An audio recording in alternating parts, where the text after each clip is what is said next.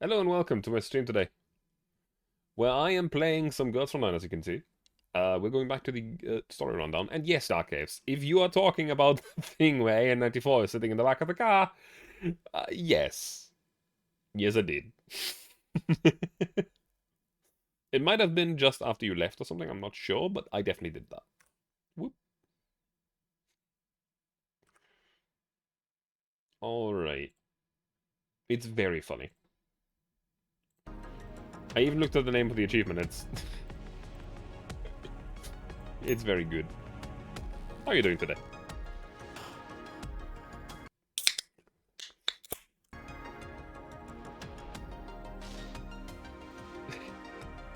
Thank you for the 5 stream streak again. Oh shit, I forgot to... Haha.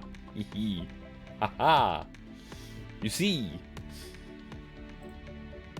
I'm going to refund those points. You can do it again in just a second. I need to start another program that I'm still going to have to get used to starting every time. Away. I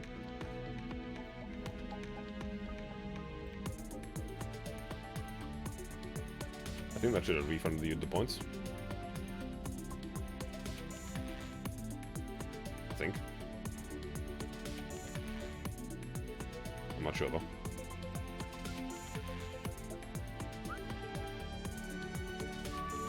Okay, yeah, it should have.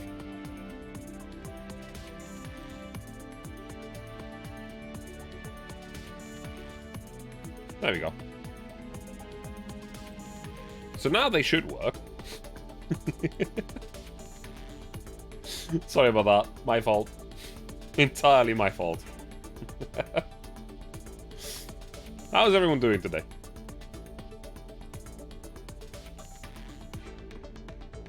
If something feels up? I don't know. Did it already happen this month? I don't know.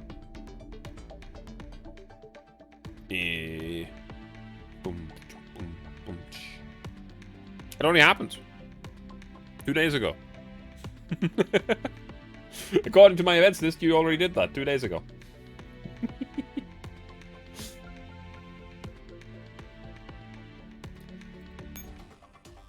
The benefits of having a very overseeable community is that I can just go and look and check.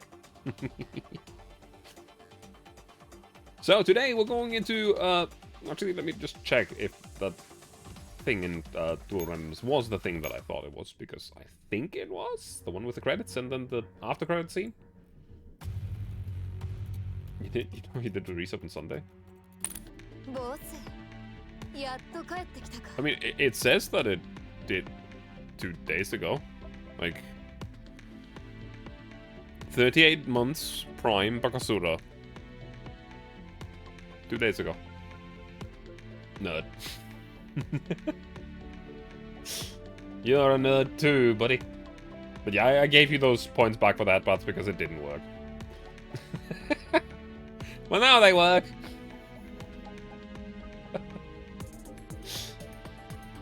We. Right, I went back because this likes to break. I don't know why, but Dual Randoms likes to break the UI a little bit. Too far.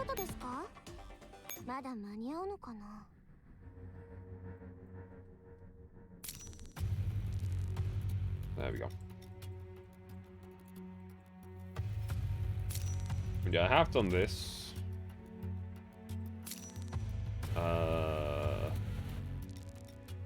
That's an infinite, that's a repeatable mission. I'm pretty sure that I did all the story stuff. Yeah. Yeah. So. Today we're starting the next thing. Mirror stage. I don't know what awaits me.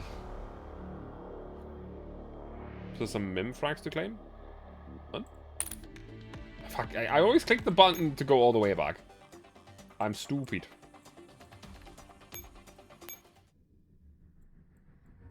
Mirror sure what's a fan? Whack.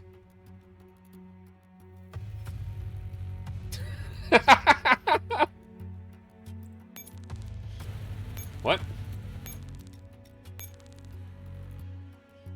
It's because there are 2 endings? Oh! Ah, I wasn't aware. Okay, that's different then. Then I did not. That's why I asked. Thank you very much. I wasn't aware. Inside the Griffin base, the cafe has finally returned to its usual hustle and bustle as more and more dolls are revived. The commotion-loving dolls are gathered here, toasting each other happily to celebrate their rebirth. Now that the last of the Sangus plant investigation missions are over, the dolls have dragged me into this crowded place.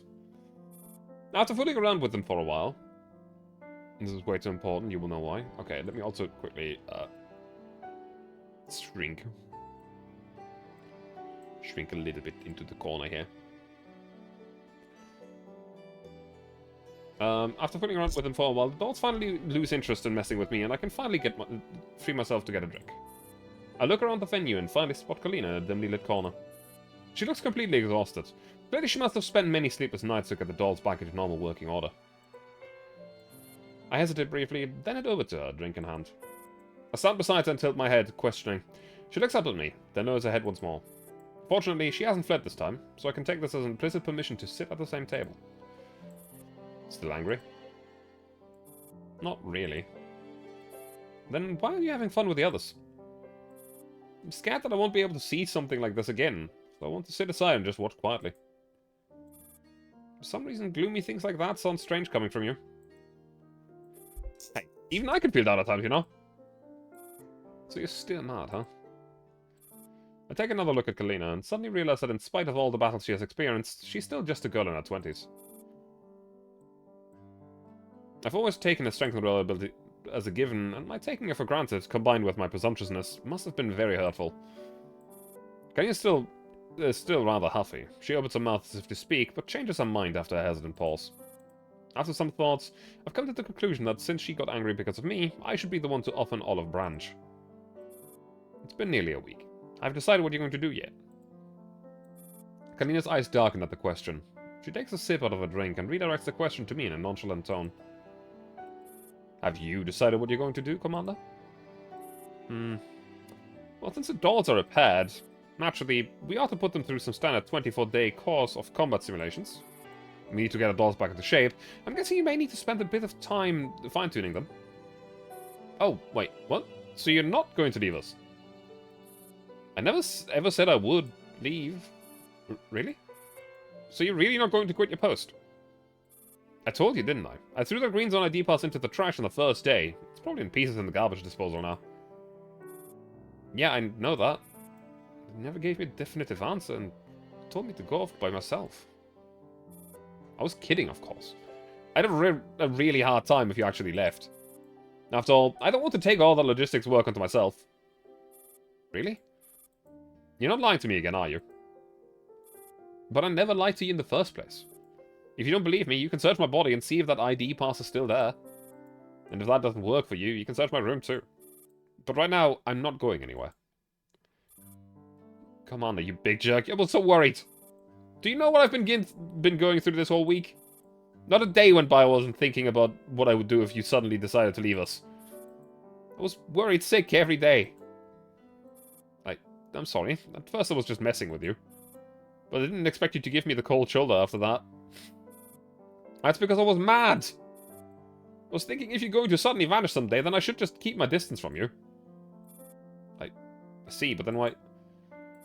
But I just couldn't do it. I was going to avoid you altogether, but then I found myself in the command room each day before I realized it.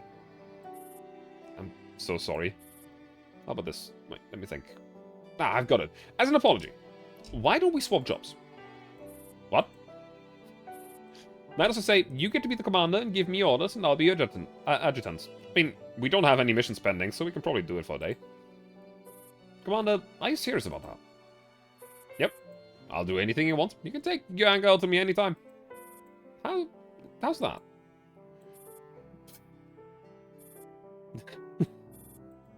Well, that's a commander for you. You always come up with stuff that normal people could never even conceive of. That's so dumb. If you were our logistics officer, I doubt any of those would have working weapons if they went out on a mission. In the end, I'd get yelled at anyway. So what can I do to make it up to you? Let me think. You're not allowed to lie to me for the rest of your life. How about that, Commander? Do you think you can keep that promise? Is that all? Yeah, that's all. Then I promise you, I won't lie to you ever again. You better keep your word, okay?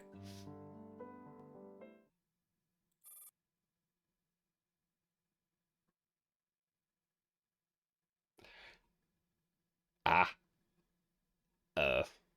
10 years later, as I look out through the train windows at the quarantine wall, under the setting sun in the distance, I think back to the scene.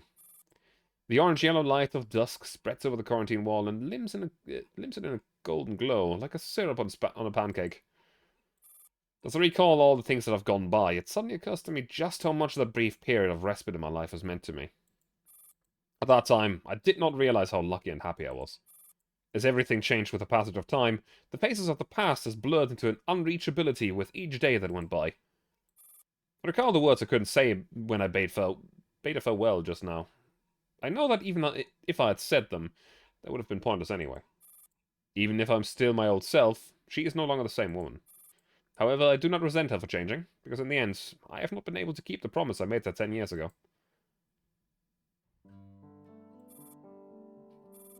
So sleepy all of a sudden. Now that I'm not worried anymore, the fatigue from the past few days has caught up with me all at once. Go back to the dome and get some rest. There's no telling how long the dolls are going to keep this up. We'll worry about the cleanup tomorrow. Okay. Then I'll see you tomorrow, Commander. I'm so sleepy. Helena drags her exhausted body out of the cafe. Hopefully she'll be back to normal tomorrow. Having a grim-faced adjutant standing behind me was sending chills down my spine. Is the seat taken, Commander? What are you doing here? Didn't I tell you not to show up in front of the others? Well, the only other human who could see me beside yourself has already gone to bed, so coming out for a stroll shouldn't be a problem. Have you been spying on us again? I'm just curious about the relationship you have with your adjutant. But I didn't expect it to be so tractable. It's almost as if the two of you were trying to beat each other and being the biggest pushover.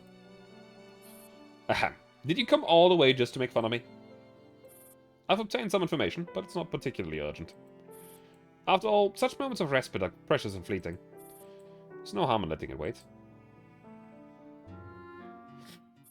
I follow our gaze to the center of the cafe, and the raucous atmosphere washes over me like a wave. Quit struggling, let me pinch you. Let go of my face. Help me! Oh. G11's face looks so dorky. Looks fun, I want to pinch it too.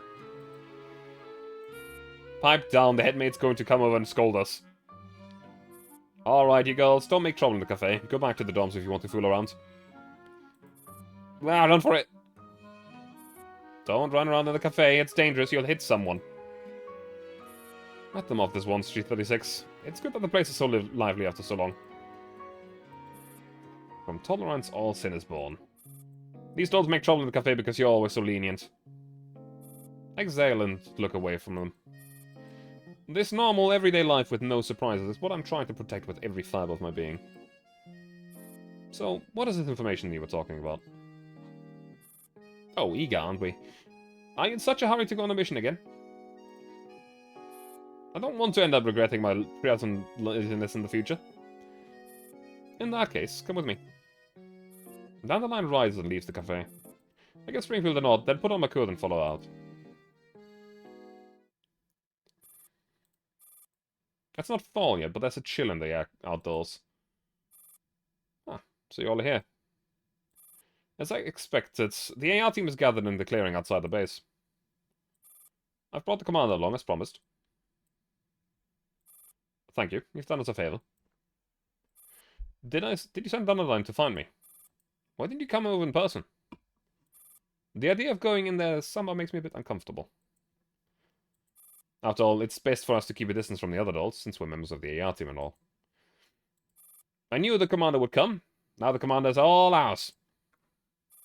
That sounds like a little frightening coming from you. Ahem. Actually, we asked you out here today because we have an imposition to make. I know it might cause you trouble, but please hear us out. Dandelion, please show the commander.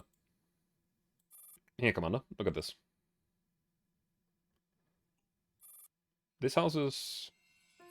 There's no doubt about this. This is the house which keeps appearing in Lunasia's neural cloud. It's her home, stored in the depths of her memories. I once saw this place on a base layer of the neural clouds. Javier's intelligence network seems to have news about Angel's work in Germany. The Stasi over there seems to have found an identical house to this one. You hacked into Javier's computer. I just left a little tiny backdoor. He won't notice it. It was Angel's activities in Germany which led the Stasi to the Stasi discovering this place by accident. It looks like Angel's gone through a lot over there. So what do you have in mind? Commander, the AR team has decided we won't give up on looking for M4 or M16 no matter what. No matter how big the world is, I believe that as long as we continue existing within it, we will meet again someday. Therefore, we're hoping that we can find a way to get to that place and see if we can obtain a lead about M4. Of course, I know this might make things rather difficult for you, but please let us have you leave you for a while. I'm sure we'll bring back good news. Or refuse. Huh? If we're looking for lost dolls, I cannot let just a few of you go off by yourself. Commander, what do you mean? While I can't make any guarantees right now, I'll try to verify the information about that house. If it warrants a proper investigation, I won't just send the AR team by yourself and expose you to danger. Don't worry. As a commander of Griffin, I won't leave any dolls behind. Awesome! The commander has the same idea! Yeah, I won't leave anyone behind. But you need to promise me that you'll obey orders once the mission begins and you won't run off on your own. We are a team. Every person, every doll here is your friend and your comrade, and our fates are bound together. Can you promise me that? The three dolls exchange glances and nod in unison. I nod back in acknowledgement. I will give thorough consideration to the entire plan. Also, Persica will be arriving tomorrow. You should let her give you all a checkup. Now, since that's still a few hours away, why don't you head over to the cafe and have some fun? Thanks, but no thanks, Commander. We'll be off then. You should get some rest too. Right. Good night. The dolls take the leave, talking and laughing. I look at Rosie sitting back and realize that she's become a lot more mature than before. Stick my hands in my pockets. For some reason, I feel much more at ease now. You promised the moon so casually, Commander. Did I make the wrong choice? You want to find M4 too, don't you? Indeed, that's what I want. I also know we will have to pay a price to achieve that. So you're saying I shouldn't have made that promise? I simply think you might not be ready yet. But we've won all this time, haven't we? If we stand still, then all our efforts will be wasted. I simply want to do something for those girls. After all, the previous sacrifices would deserve to be repaid. You have a point. And you would think like this now. I do wish you will never change. Spoken like you know my future. You could say that. Huh? But the future is not set in stone, so remember our promises. Before you step into the grave, tell me what you think of this world. Until then, never stop striving, never stop struggling. That's the most interesting thing about humans, after all. Well, it's more than just that line, Dark Ace, I feel. Like, there's a lot of stuff in that little piece of... Well, not even little. In that piece of dialogue that makes out a lot of stuff. For now.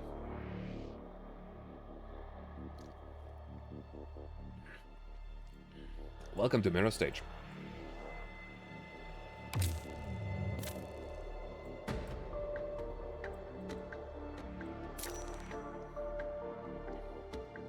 There's also been a statement made on Twitter that I found interesting, so I actually quoted it as well. Where, technically, right, we failed Team Defy. We failed Angie. So, it is not impossible that a very, very mad and cut-loose AK-12 comes back. And then I had a thought. What if she becomes the enemy? And becomes, like, a leader of a splinter faction that might just attack us. Try to get revenge or something. I find that interesting. Hi, Retro. Welcome to the start of an event that I haven't played. And definitely existential dread. Welcome to Mirror Stage. Bremen, Germany, lower reaches of the Weser River. This area is considerable distance away from any human settlements. The spaces within 50 meters on both sides of the river have been blocked off by black vans and cordoned with tape. With a helicopter rumbling overhead, a young man treks along the moss-covered path by the river with a briefcase in hand. You can hear the conversation over the radio through the foliage. Zone D1 search complete. Nothing out of the ordinary. Zone A2 search complete. Nothing out of the ordinary. Copy that. Keep searching and extend the perimeter away 1 kilometer. Attention. Rabbit has escaped. Keep your eyes peeled and don't even miss a single tuft of her fur. Roger. The Stasi agents have been working around the clock on the riverbanks for over 24 hours. It has already been 5 days since Angelia crossed the German border. There's a faint rustle of a coat brushing over the shrubbery. Detecting the approaching presence, Kay turns around. As he makes out who it is, his rising unease disappears. Sir? Oh. You live with Central Dread. Come, yes, sir. The young man walks over to Kay. The sharp gaze shifts to the river, where boats are still busy searching. Time is short, so I'll keep it brief. Let's get straight to the point. You know why I've summoned you, right? Yes, I understand it is about Frau Angelia. Have you read the report?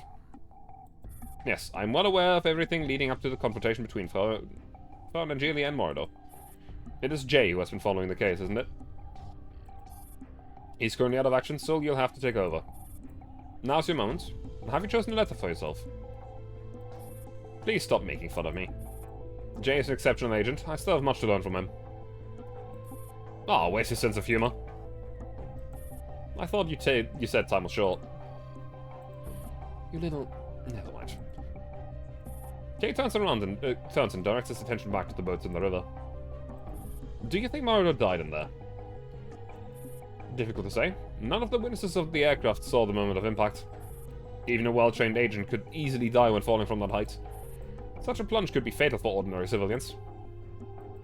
But our little secretary is no ordinary civilian.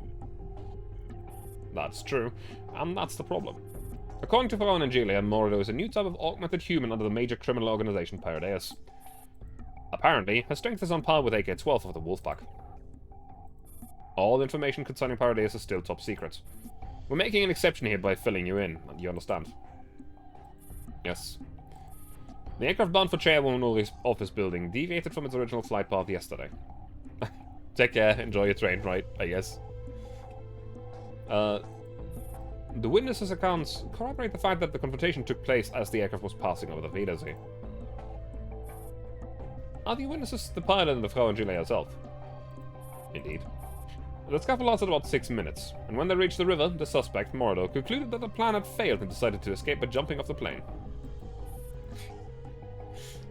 Once I got word of the incident, I immediately sealed off the area within 5 kilometers of the scene. It was done in a rush, but I do not doubt the effectiveness of the blockade. But there's still no sign of her. Kay shrugs. We can only assume that she has already left the scene before we got here. Thank you for traveling with Deutsche Bahn.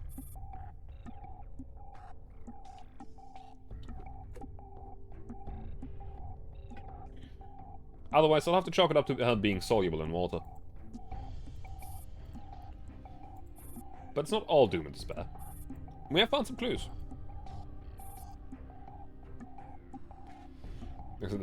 I know. I can't even fake a German accent anymore. It's whack. Kay taps his foot, indicating the stretch of the riverbank that they are standing on. An hour ago, we found the torn-off cabin door here. There were bloodstains on it. This is still confidential information. Bloodstains. Frau Angelia did mention that Mordor was injured. I've had the surrounding area searched, but we haven't been able to locate her. Can we extrapolate the path of escape? No, there's too little blood for that. Besides, the river itself makes that impossible. What if we narrow it down based on the time she jumped? If we calculate the trajectory and draw a radius... I like quick thinking. This is the first task I have for you. Here's the investigation report. Right. Forgive me for being blunt, but this is no different than looking for a needle in a haystack. Also, if your manpower is stretched too thin, even if we locate the suspect, it'll be difficult to capture her. Isn't she some sort of monster that can fight toe-to-toe against an elite T-doll? That's right, which is why no one will blame you if you conduct the search in a leisurely manner.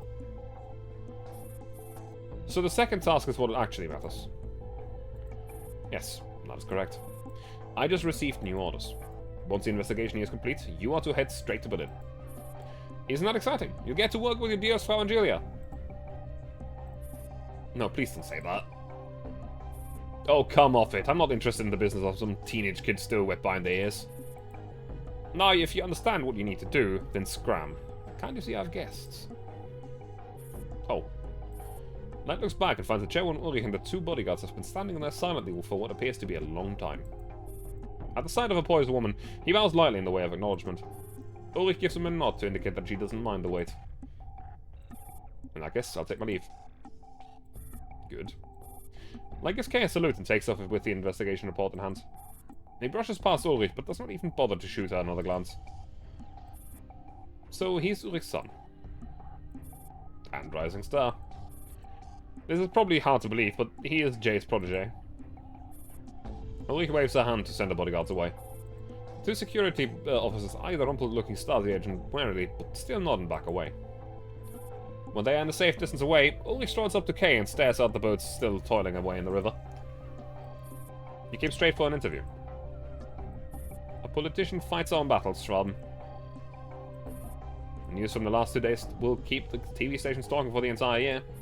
Must have been tough cleaning up the whole mess. Watch your tone, Kay. We are still out in the open. Apologies, spoke out of turn. But you're right, it hasn't been easy. I had a lapse of judgment. Ulrich sighs heavily. It was obvious that Hobbes was a member of the German Independence Party, but I didn't expect Moroder to have an even more complicated background. I thought they were sent by the same people. It was largely my fault that the situation was taking a turn for the worse. There's a saying in a world of the Secret Service, Madam Chairwoman. Never regret your decisions after you've made them. One doesn't even get the chance to regret the decision if it is truly regrettable. Are you lecturing me, Schwab? Sorry, I forgot my place. What I mean to point out is that even though you never voiced your suspicions regarding those two beforehand, Angelia still figured it out. I know. Ulrich unclasps her hand and rubs them gently against each other. When Angelia uprooted the Flora Institute, I could defend her. It was Leona who forced her hand to begin with. When she overstepped her authority at the orphanage, I could also squash the voices of objection. Oh. Even the filthiest politicians I know understand that child trafficking is a line that must not be crossed. But what she did in the refugee settlement was completely out of line, Kay. Those people in Berlin are like starving wolves eyeing a piece of juicy meat, and Angelia's practically bared her own neck to their fangs. This isn't an issue of whether I want her beforehand or not, Kay. Angie's action would inevitably have consequences. That's just who she is. So, what are you worried about? The people in Berlin have taken her, Kay. And there's nothing I can do. I'm out of my depth here. You're right. They won't let go of Angie so easily. I know their methods. They won't shake her until she gives up the information thereafter. They won't stop until she succumbs. From now on, she is on her own. You say that, but you still transferred Jay and Light to Berlin. You're still doing whatever you can to help her. What? Ulrich looks up at Kay. Her face is largely unreadable, but the faint trace of apprehension does not escape Kay's experienced eyes. Which is both surprising and puzzling to Kay. Such a large reaction is a rather uncharacteristic display of weakness for someone like Ulrich. Kay? Yes? I did not arrange any transfers. Huh? Kay is clearly not as good as masking his own emotions. His obvious shock has even drawn the attention of the two bodyguards, who have been watching them. Then who was it? They certainly aren't being dispatched on some ordinary mission, and the fact that they've been chosen to send us means their aim is to help Angie. And that's right. This could be a good thing for Angie, so don't worry, Kay. I'm not worried. Angie and I aren't that close. I'm just a bit shocked that someone would bypass our authority and issue commands to high-ranking Stasi agents operating in Bremen. Who could it be? I have no idea. Ulrich gazes down towards the river, where the tireless searchers are still looking for signs of a young woman in the icy water. The stage has shifted, Schwaben. I just hope you haven't fallen too far behind.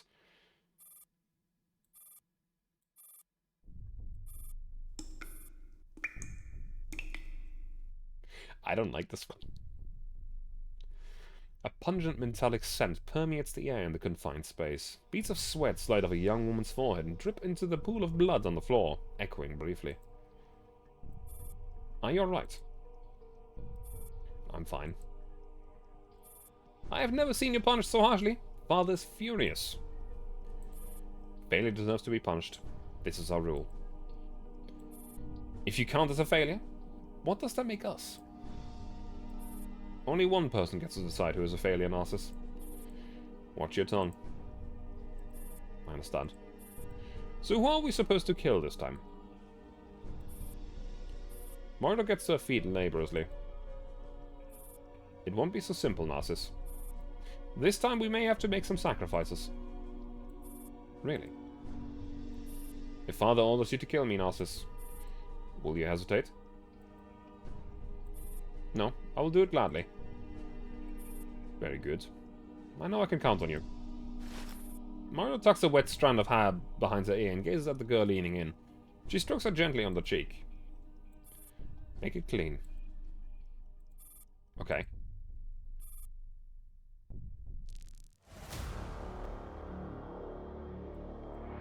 Ooh, what's this? Welcome to Aktuelle Kamera. This is Shadowless. I will be taking you through the latest news today.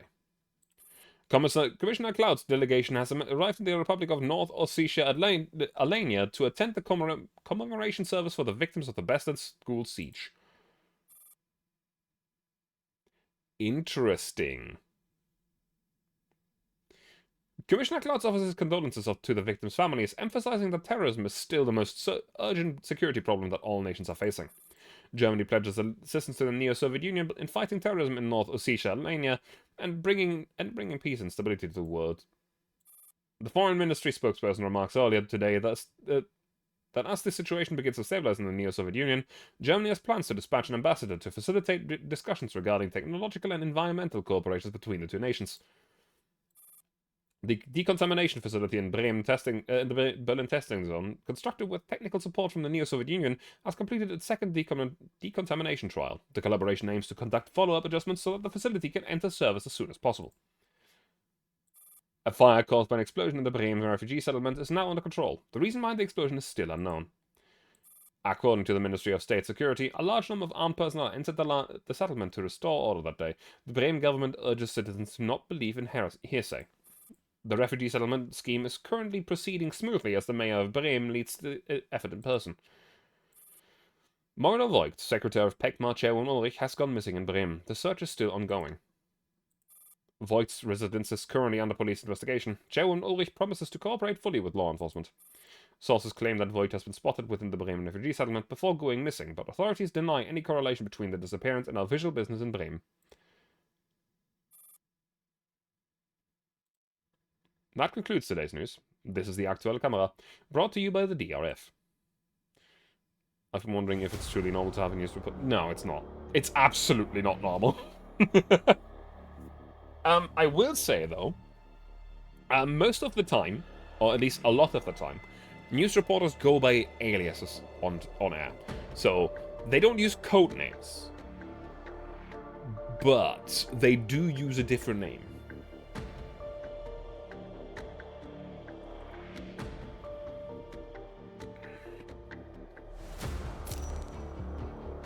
Celine's dream. Late at night in the commander's office at the Griffin base. There's a long line of dolls standing outside the doors as the heads of each department wait for their duty assignments. Thanks to the supplies provided by Javier, roughly 50% of the dolls in the Griffin base have been rebuilt, enough to sustain basic operations for the base. However, my inbox is still full of pending work requests. Commander, this is a list of all of the discrepancies between the manifest and our actual inventory. I've sent a copy to your inbox and filed the copy in the system. Alright, I'll look at it right away. Are you sure you don't need a break? You don't look well. It's okay, I'm fine. Springfield looks like she wants to say something else, but in the end she decides against it and simply leaves the office. The canteen has submitted its ingredients purchase list and budget for approval, Commander. Please take a look at it. Alright, I will. A pile of documents suddenly collapses and G36 stacks them back up again before leaving the office without a word. It's the square! Unfortunately, that means I have to skip and go back and do it again.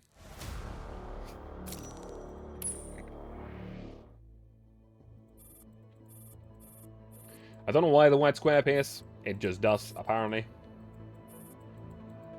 Yeah.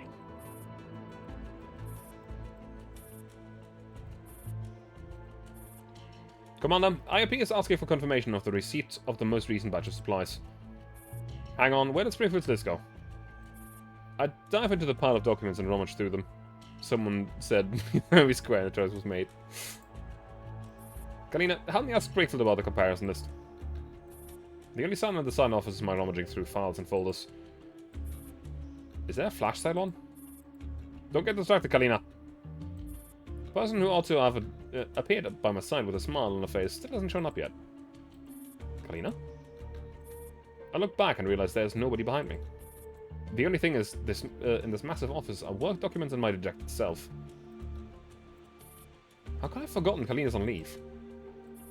I reach past the documents on my desk for my coffee mug, planning to gulp it all down. However, the mug is empty save for 2 or 3 day-old coffee stains. 7 days ago, during a regular checkup for the human personnel at the Griffin base. Commander, we're the only ones who haven't gone for a checkup yet. Right, another routine physical. Let me take care of the work I have on hand first. Commander, don't keep burying yourself in work. Your health is important too, you know. I'm fine, but you haven't been feeling too well, have you? It seems like you've been coughing for a long time now. Are you showing symptoms from your time at in the sub-base? I'm fine, it's just a small cold. Anyway, don't change the subject. Go for your checkup already. But there's still so much work to do. I'm here, aren't I? I'll help share your burden. Now go. Won't take long. At Kalina's urging, I reluctantly go for my checkup. 2 hours later, the checkup is complete. Turned out well. I told you I didn't need it. I could have approved so many documents during that. Kalina's checkup ended long ago, and now she's curled up on a shiny chair in the waiting area. She seems to be asleep. Kalina? Are you asleep? As I see her tremble slightly in a slumber, I take off my coat and drape it over her body. I can't believe you could actually fall asleep in a tiny place like this. You must be exhausted from all the work in the last few days. Like that one square and 4 baby mini game and Stanley Parable. Kalina remains soundly asleep and does not respond. I sigh and gently run my fingers through her hair, but I feel a burning heat rise up through my fingertips. Fever? You need to see a doctor. No, no shots. Must work. This is no time to be stubborn. I ignore Kalina's drowsy mumbling and gently scoop her in my arms before hurrying over to the doctor's office. I open Kalina's medical report again. I don't know how many times I've done this already. Nope. The harm to her body inflicted by a sustained high fever has been converted to numerical data, which are seared in my mind. Self-reproach, guilt, regret. A complex mass of emotions rises within my heart, gnawing at my soul like a swarm of ants. It's going to get better. The doctor said Kalina can be discharged soon, provided the condition doesn't worsen. A petty little sickness like this won't beat someone as tough as her. I don't know if this reason since the enemy indexes help, but they're empty for the laser. Hashtag value. That's it. That's whack. Why though? That's weird.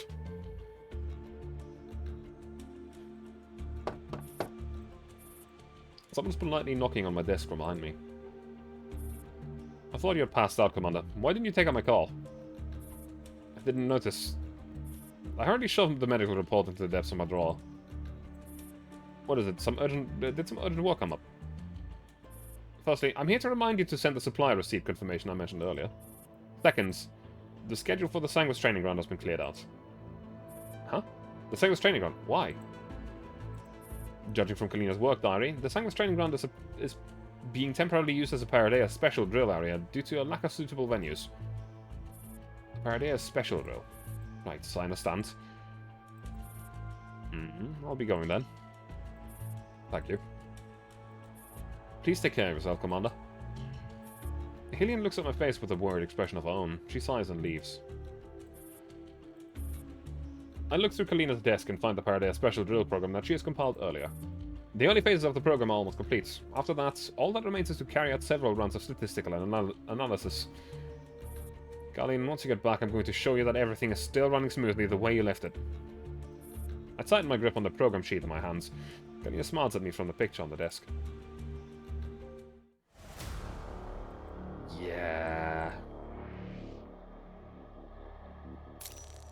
Okay, there we go. I was wondering why that just broke.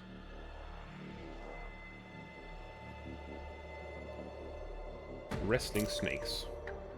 Well, that's the thingy that they were talking about, probably. A group of dolls run through a snowy, wind-whipped battlefield, firing behind them as they move. Amidst this heavy bombardment, the Paradea's mech pursuing them finally collapses on the ground. It's great. The double zone is down. Look out! There's a loud explosion causing General Leo to lose her balance and fall heavily into the snow as intense pain courses through her back. Ogpara is behind her, but how could she make a mistake like that? Still dazed, General Leo looks behind her and sees Ogpara also lying face down in the snow. Grenades have shredded her body, and it looks like there's no chance of her ever getting back up. She did cover me, and it was done because... Major, the double zone was coming! I know, the Hawks are ready. M200 and I will take it out. You give us long-range rifle fire support. Got it. Support fire thunders down from the distance, blowing the relentless white faction mech to pieces. However, the dolls remain frozen in place, unable to move. 200. Can't move here, Jess. I've been hacked. It's her. M200 drops a gun and collapses like a puppet whose strings have been cut. Beatrice and General Leo remained in the spots, facing forward. A slender figure steps out of the gunsmoke in flames, smiling arrogantly at them. Oh, you serval dolls. Inn of grief, ship without a helmsman in the mighty tempest. Accurate. Beatrice is having trouble marking her arm, but she reaches out towards the nearby command console. The defense gate closes from either side, crushing the figure between its slabs with a deep and heavy thunk. The electronics interference is weakening, thank goodness. Now... Oh, why is the defense gate being pushed open? A laughable performance, ladies. No man steps into the same trap twice, and this gate isn't exactly hard to track. Behold, whether that race has done good or evil during its lifetime will make no difference in the end. Makira spreads her arms and raises them in an exaggerated manner. An indescribable noise assaults the dolls. The neuroclouds are unable to bear the strain, and in the end, they all go offline. System. Signal loss from 4 dolls. 1 doll is unable to move. Combat simulation number 5 failed. Difficulty normal. Time elapsed 5 minutes. Distance travels 1,000 meters. System grading C. Restarting combat simulation. All 4 dolls' position have been reset. Beginning combat simulation number 6. Huh? It's over, but it didn't even move. Please pause this. We need to do a review. Exiting simulation mode. The squad puzzle dolls disconnect from the simulator and rise from the seats. In this last battle, we encountered the elite enemy unit, Mercuros. She's an extremely skilled hacker. On top of that, she can restrain a single target and limit our ability to deal damage. Maybe we could use a drone as bait to have some volunteer to take the attack while the others open fire while she is restrained. But if we do that, the teammate will... I'll defer to your opinion. I look away at this point, turning to address Dandelion, who has been connected to the control terminal all this time. Still no progress? No. Well, objectively speaking, they have made an improvement. They didn't even last long enough to leave a rocket during the first combat sim, but now they have 5 minutes worth of data. I brought SLA in to make up for the loss in combat power, so why is it still like this? The deployment for the combat simulation has VHS as team leader, Ogpara as vanguard, General Leo as support, while M200 provides long-range precision fire. While the temporary transfer SL8 has excellent stats, VHS has no intention of making use of her. All she does is use SL8 as a hostage. Meanwhile, Squad Puzzle has finished their review of the battle on the training grounds. The slate looks like she wants to say something, but VHS ignores her. The other three dolls shoot her apologetic looks as they head off after VHS. Looks like they're not meshing well. That does seem to be the case. Frankly speaking, Commander, I do not understand the intention for this training program. If your objective is to accustom the majority of adults to battling Paradise forces, then we have already achieved that objective. Squad Puzzle clearly does not make the grades, so why not remove them from deployment during operations? I know what you mean. Not every doll can gain the skills needed to fight Paradise units through training. The wise choice would be not to waste time and resources on them and spend them on dolls with more promise ahead instead. Indeed. According to the intel we received from Agent Brehm, Paradise is far more active than we imagined. And since we'll be facing off against them sooner or later, I would like all the dolls in the base to be prepared for that eventuality. I won't allow mass casualties like last time to happen again. Hey Reki, how are you doing? That does sound like something you would say, Commander. More to the point, this is also Kalina's plan. I promised her that I would take good care of the base in place. I fall silent as I think of Kalina. Pardeus, Kalina's illness, and the chaotic situation weigh heavily on my heart. As I watch how swiftly the mission failed, pop-ups appears for the Dolls Squad Puzzle, I silently add the battle readiness level of Griffin to the list of my worries. Combat simulation failed. Do you really wish to continue? Yes. However, things can't go on like this. I need to think of a way to speed up the process. What do you mean? Let me speak to them. Squad Puzzle, can you hear me? Loud and clear. I'll be directing the battle this time. Understood. Squad Puzzle standing by. Ready for orders, Commander.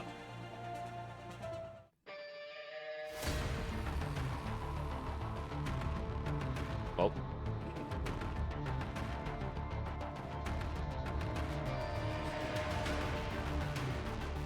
Must feel pretty bad to be just used as a hostage and nothing else. Eliminate all enemies on this map. Let's see. You know what? I haven't used the machine gun no more. They need more level enhancement, better equip, better ferry are the most important study tactics. Way.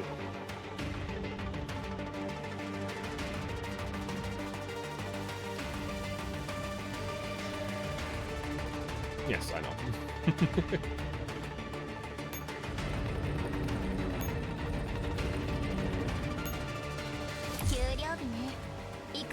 Well, the good thing is I can absolutely just break through with sheer force.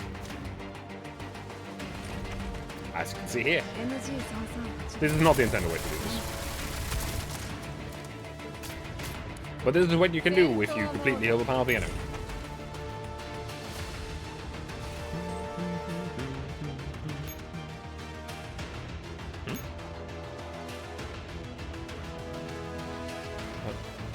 Support the target as long as an illusion of dandelion that retreats after damaging all enemies. This support lasts one turn, only one echelon can be supported per turn, or... Most good. Oh yeah, absolutely. Easily. Desert Storm tactics are effective? Absolutely. Overwhelming firepower! Just run them over with a wave of tanks and infantry and aircraft. Let's go. Deal with the enemy removing their force fields for 2 seconds after entering combat and greatly decrease the accuracy, evasion, and movement speeds. See what myself within 5 seconds without... Okay. Actually good to know that. Like, Squad Puzzle is more than strong enough. Like, 17k can even just break through the stubble zone normally.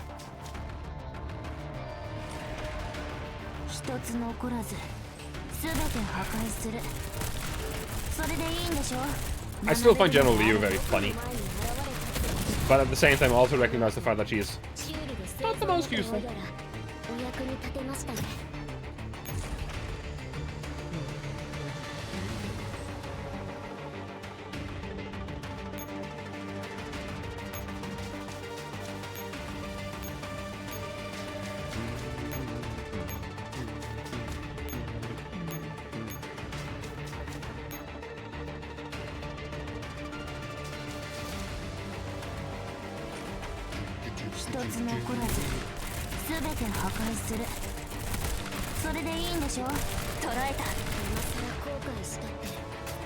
Theoretically, generally your skill should be very good, but I've not really found the use for it yet.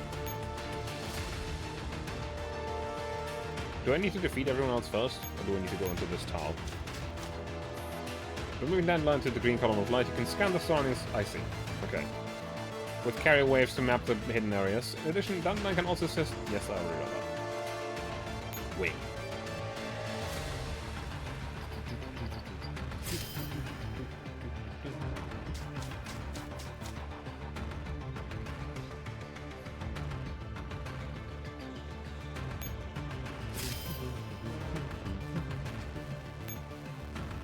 Switch.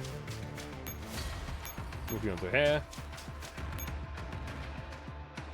Aim wave. Aim carrier wave. That's probably going to be a thing that we're going to use throughout the events. I would argue.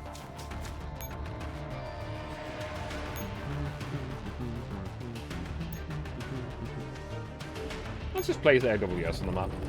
I like AWS.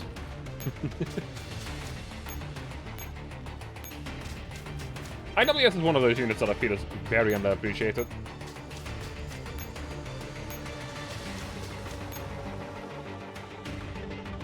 No, just from a new player? What?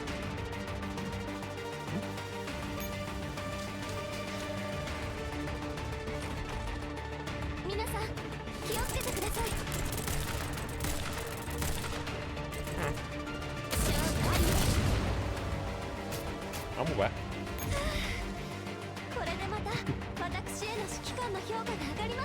Most of the time, I just know the skills and stuff ahead of time. Most of the time. Not always.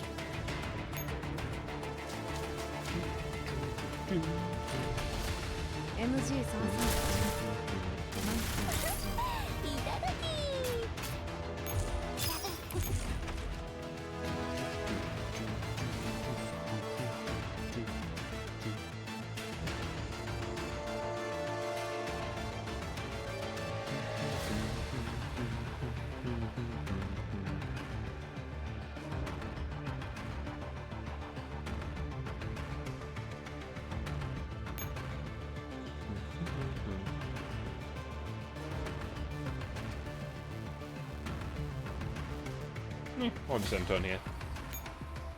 Suppose only 3 people I follow are playing Stalker right now. I was thinking about it, but I decided against it. Because I do really want to play through this. And there is not that much left. Like, can you believe it? I'm actually getting to the end of my Girls Frontline story rundown project. Like, it's been 2 years, I want to say.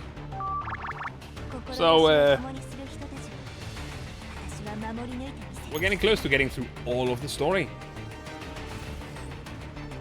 On stream.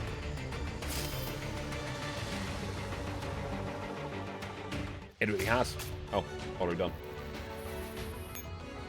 B.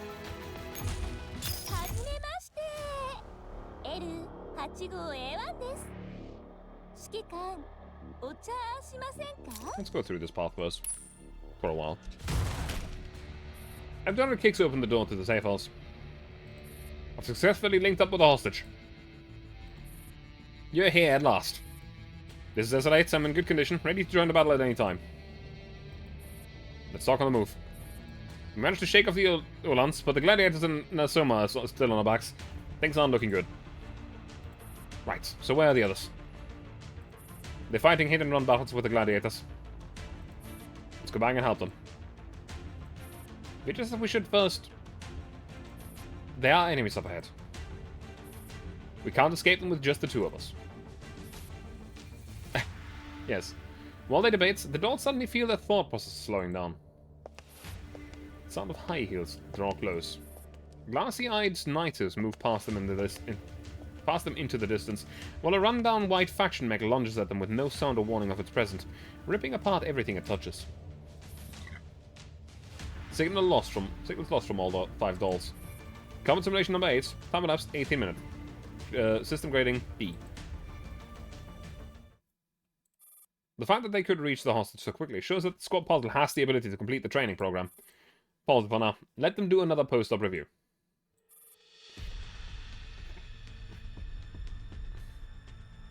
Just as I'm about to say something to the gathered dolls, I feel a hand gently touch my shoulder. I'm sorry to disturb you, Commander, but something urgent has come up. No problem. Go ahead. I think I'll let Mr. Kruger explain the specifics to you. Got it. I sigh helplessly, then look one last time at the assembled squad before leaving with Alien. In Kruger's office. Coming here again after so long gives me a pang of nostalgia. Took me right back to when I first arrived at the Griffin base. Right now, an opposing figure whose rock-solid presence is always infinitely reassuring is raising his a wine glass to me. Care for a drink, Commander? I thought you weren't the sort to drink on the job. Indeed, but today is a bit of a special case. Not going to help yourself? Kruger raises the bottle and pours some clear liquor into the transparent glass. In that case, don't mind if I do. I take a seat in front of him and pick up the wine glass. It's been a while since I had the chance to chat with you like this. Most of things have been quite peaceful for us recently. I've long missed days like these. Only older people talk that way. Well, getting sent on so many harrowing missions does tend to age you. Seems that both your combat performance and your ability to gripe to your superiors are second to none. Pardon me, I'll be more subtle next time. I chuckle quietly, and Kruger snorts and laughter too. I honestly didn't expect you to come back alive from Baldiski. Neither did a lot of people. The raging flames, skin-charred black by high temperatures, the bodies of fallen dolls strewn across the ground, cutting his eyes filled with despair. Down my glass of liquor in one gulp. The burning sensation as it goes down reminds me of that day. If there's anything you want to say, you can go ahead and tell me. The original mission was only to contain Sangos Ferry. However, the Sangos Ferry forces which have plagued us for so long are a little more than ants in the face of the military and Paraleus. Those enemies were not originally meant for you to handle, and yet you took care of them anyway. You have done very well. So well that you have far exceeded our expectations. Thank you for your praise. Though I sense a but coming. Indeed. But the mastermind of Sangos Ferry vanished in that base, along with M4 and M16. And while the threat of the military has been neutralized for now, the people who backed them are still hidden in the shadows. I know you have worked very hard, but from a broader perspective, all we have done is little more than scratching an itch. So, are we going to root out the one who's behind everything? We need to choose an appropriate candidate for the task, because the situation we are about to face will be more complicated than ever. I'm listening. I was once a soldier myself, so I only trust people who have come back alive from the battlefield. And there are only three kinds of people who come back from the battlefield. The first kind are timid to the end of their days, who view even the daylight streaming into their rooms as an enemy bombardment. The second are drunk on slaughter and bloodshed, who build their joy on the suffering of others. You, Commander, belong to the third kind. Third kind? They are the people who know why they fight. Their convictions make them keener, braver, fiercer, and more eager for battle. I just want to protect what I can protect, that's all. You seek peace, and you fight for a better peace. I understand that reasoning, and I also understand that what I can do is very limited. And yet, you will not back down. You will not abandon any chance you have to fulfill your objective. Sound like you're hindering at the new mission. So you have a new lead. Angelia works quickly and precisely. There's a reason why Zelensky favors her. If you're talking about the investigation in Bremen, I know a little about it. But I haven't been able to contact her ever since she left the refugee settlement. You don't need to worry about her for now, Commander. Also, I don't think you consent to always be trailing in her wake. Sometimes you need to learn how to overtake people. Are you going to send me to Germany? My hand freezes in putting down my glass. I stare blankly at Kruger until he nods with information. Like I just said, your valiant deeds at Poldiski have reached the ears of many. Kruger hands me an envelope. A wax seal. The document is so exquisite I can't help but gawk. To my knowledge, Kruger's never been one for this sort of thing. In the middle of the bright red wax seal is a vigorous griffin baring its claws, like a fearless challenger. A griffin. Isn't this our logo? Do you remember the full name of our company? The company name? Griffin and Kruger. Kruger raises his hand and downs its content in one mouthful. We all call him the Earl. So should you. I gulp and reach out to open the letter. Kruger raises a hand to stop me. Read it on the plane. Got it. When am I leaving? Right now. Right now, but Clean is still in hospital. And the dots at the base are unfolding. I know that this isn't a good time. But it can't be helped, can it? Bring the dots from Bildiski. They're more capable than we give them credit for. Also, that is someone that connected to OGAS. I won't ask you too many questions about that, but I suggest you bring her with you. Is that really just a suggestion? The Frontline won't wait for you, Commander. Head out as soon as possible. Behind my back, my hand unconsciously feels for that holster at my waist. The familiar sensation reminds me that the pistol which Kruger gave me is still here. Understood, Mr. Kruger. Kruger falls silent again. He refills his glass, but does not drink just yet. Instead, he swallows his glass, watching as the waves rise and fall in the colorless liquid within. Mr. Kruger? This is probably unfair to you, but all great endeavors demand sacrifice. You gave me a choice, and I chose. Kruger's mouth curls up in a smile, and he touches his glass to the table. A tremor runs through my heart. He is offering me a toast. I briefly hesitate, then return his gaze steadily. Raise my glass and down it all in one go as he watches. You will live until the end. I can sense it. But I must give you a word of advice. Trust no one. Does that include yourself and the Earl? Oh yes, especially him. At the Griffin base in the heliport holding area. The AR team is already assembled by the time I get there. Commander, what's this mission about? It's a kind we've never taken on before. How could it be? I laid the pictures of the objective on the holding area table. Why is it a girl? What's this? Are we supposed to investigate her or protect her? Neither. Our mission is to proceed to Bonesdorf near Berlin, find our target and bring her to a designated location. We're going to kidnap a girl then. We certainly haven't done anything like that before. Someone will come to pick us up once we acquire the mission objective. Isn't that what they say for every mission? We always end up having to make do on our own anyway. I mean, she's right. This is our mission, so what is she doing here?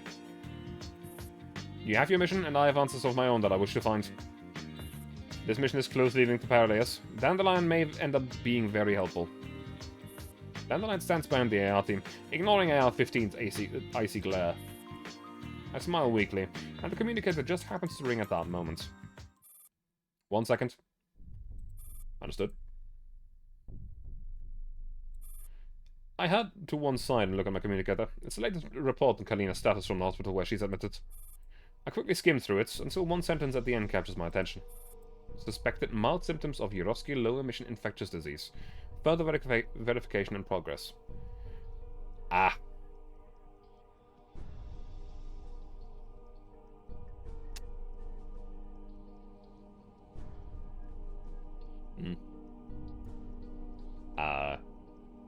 Well.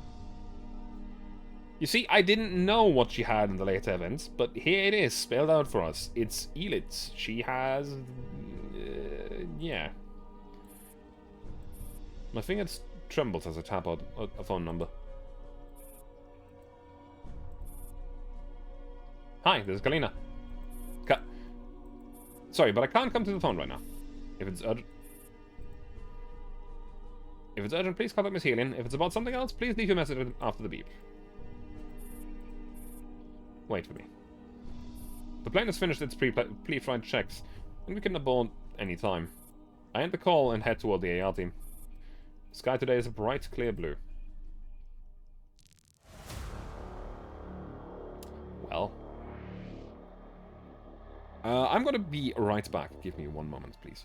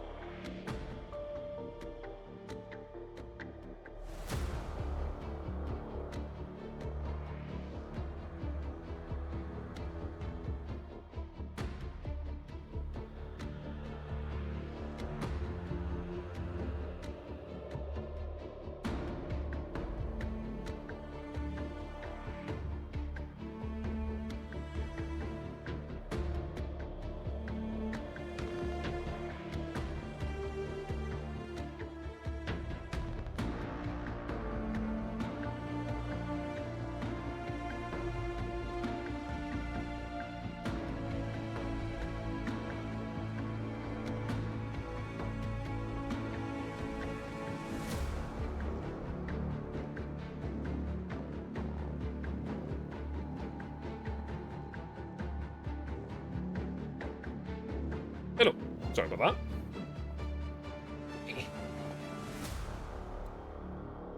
Let's just continue with the same story. The birth of a puppy, I don't know. Bonestorf, on the outskirts of Berlin. This mission is far more complicated than expected. This is our third day lurking in Bonestorf, but I still haven't found any information related to our objective. I lean against the window, watching the refugees outside walk down the busy streets. Today's a festival day for Bonestorf, and everyone is wearing rarely seen smiles. Commander, why don't you withdraw first and let us take your place? No can do. You know there's a paradise and there are paradise informants hidden in the village. If dolls went in, they'd be spotted instantly. We can't afford to give the game away. I understand, but the longer you spend in the village, the greater the risk that the enemy will find you, Commander. And if Paradise launches an attack, we need to be there ASAP. Otherwise, relax. I'm very well hidden. Right now, I'm a homeless refugee that Bonestorf took in. My name is Robin. Yes, we know, Commander. You memorize your fake identity really well. Commander, the little girl is here. The transmission ends abruptly. Robin, where are you? Robin! My train of thought is interrupted by a series of rapid, light footsteps. I look back and then see Elsa, the girl who's been helping me these past few days. What's the matter, Elsa? The festival's about to begin. We won't be able to get good seats if we don't go now. Yes, I'm coming. Elsa grabs my hand and drags me towards the festival venue. The village is plastered with signs celebrating the Bonestorf Day. The streets have been carefully swept, revealing sparkling clean grounds. Elsa and I go down the street to the village, where we are headed toward the meeting point by the dense crowds. A bell rings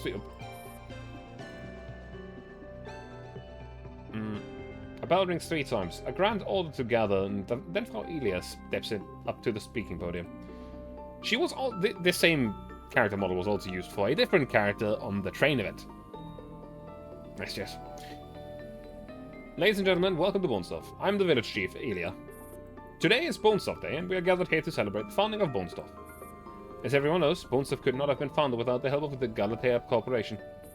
Galatea has provided us with all kinds of assistance, such as facilities, manpower, resources, skills, and so on. Therefore, on this day, we are especially grateful to Galatea for their help. The sound of vigorous applause rises and falls like a wave. I clap along with them while secretly contemplating the next phase of the mission. The objective hasn't shown up yet. If she doesn't turn up by today, I should probably pull out and investigate some other place. Again, I see the refugee from yesterday, the one who wasn't kneeling by the dining area and missing a leg. He's leaning against his crutch as he coughs. Although he's swathed in plenty of fabric, I can still make out the faint signs of Edith scarring on his body. Robin, stop looking around while Frau Elia is speaking. Oh, sorry. Whenever anyone enters Bonestorf, I'll tell them that our village was founded on the ideal of going back to basics, abandoning worldly desires and celebrating simplicity. We've done so all this time, by giving up technology and embracing a primitive lifestyle. I know many of our friends here have felt the pain of losing their homes, their kin, and their friends, which is why I believe you will cherish this place. If you are willing to abandon science and befriend nature, you will be protected by God. You will live in happiness, never again want for anything. This is not a boast on my part, but a blessing that God has given us. I've heard Leia make the speech this many times already. In this time of tumult, countless demoralized people are eager to escape reality. Believe that returning to the past will make their lives better again. But running away solves nothing, because humanity will never be rid of its greed. Though the refugee tries his best to muffle himself, the sound gradually draws attention. How can he call forth Frau Elias giving a speech? How rude. I know you'll say that technology has changed the world and improved our lives. But that is just an illusion deliberately created by corrupt corporations to fool you, to trick you into forking over your money to buy their products. In truth, this so-called technology only serves to poison our bodies, making us weaker in the face of Mother Nature's wrath. Peel open your clothes and see for yourself, are the scars of radiation not the best proof of this? When you came to Bonestorf and abandoned science, did your wounds not slowly begin to heal? Quite a number of refugees pull back the sleeves and pan legs and gasp in awe of their recovered wounds. However, that coughing refugee with the crutch starts to wobble. Wait! After a long bout of coughing, that refugee collapses lightly onto the ground. The people around him start to panic, and clamor spreads through the crowd. Elia's impassioned speech continues, but the people's attention has already shifted. Why isn't anyone helping him? Even if he is a sinner, surely he deserves some basic medical treatment, right? There's no rush. As I deliberate on whether or not to go over and help, a calm, clear voice quells the unrest. Excuse me. Make way, please. The pacified refugees obediently clear a path, and a girl in a white shawl steps out from the crowd. It's the Saint! That's the Saint. Elder's exclamation make Elia stop her speech, and the clamour among the people turn into cheers. The joyous refugees crowd eagerly around the Saint, and unconscious refugees forming an impenetrable barrier. My lady, my lady! Ah, I can't see anything. Quit pushing! Let me help you. Hi, Kaylee. Kayla. What the... Interesting way to call me, I suppose? How are you doing today? Let me help you. I can only see the so-called Saint's back through the milling crowds. It makes sense, trust. Does it? I don't know. I'm not aware that it makes sense. I struggle to lift Eliza higher, and her excited cries blend into the cheering of all the refugees, turning the world into an ocean of joy. Meanwhile, the Saint, who might as well be at the very center of the world, says nothing as she quietly treats the refugee. After confirming his illness, I see her trace a mysterious sigil over the refugee's wounds, and after a series of these rites, the Saint slowly rises again. What am I doing here? You're fine. You just need to rest for a while. The dazed refugee sits up groggily, and the Saint in white prepares to leave. My lady, my lady! It's the Saint! It's the Saint! Praise to be God! Praise be to God! Blessed be the mercy of God, for the Holy Lady walks among us. Elia leaves the stage with a beaming smile on her face. Today is Bonestuff Day, my lady. Your arrival is truly a blessing from the Lord. You flatter me. I simply did what I should.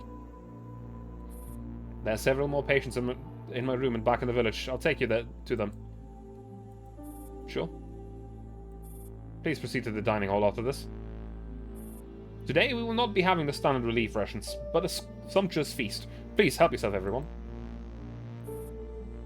My lady, wait for me!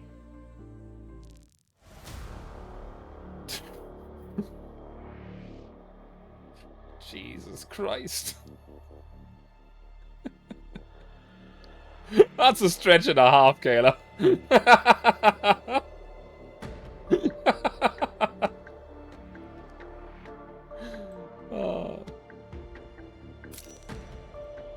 Nuh-uh.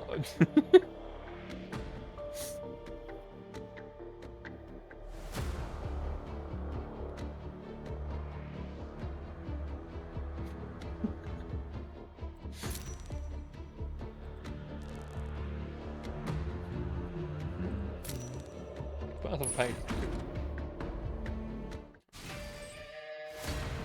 Okay. And this is a combat mission.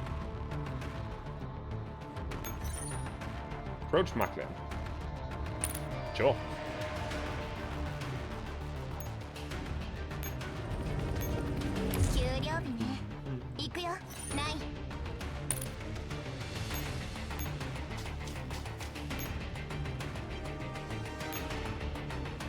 How many units can I spawn? Only one.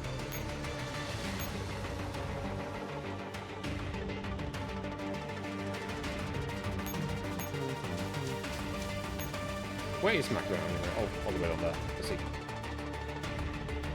I see.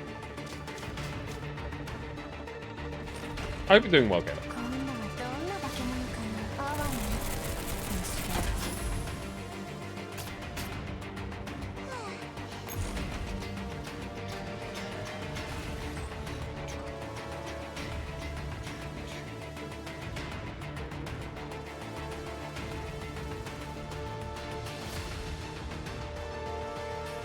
I'm actually going to stay right here.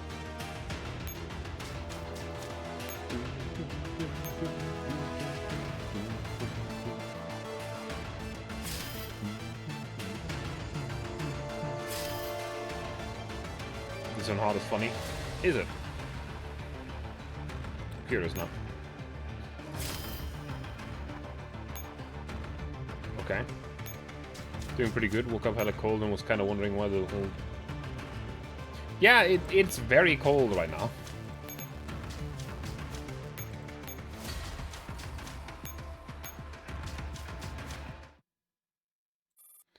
Elsa jumps down, hastily runs after the Saint. Smells paracheese. Ah. The refugees cheer and surge towards the dining hall. Only once I'm certain nobody's looking, I slip off to the appointed location and activate my micro-communicator. Is everyone in position? Is everything okay, Commander? It's been a while, Commander. I almost thought you'd... Oh.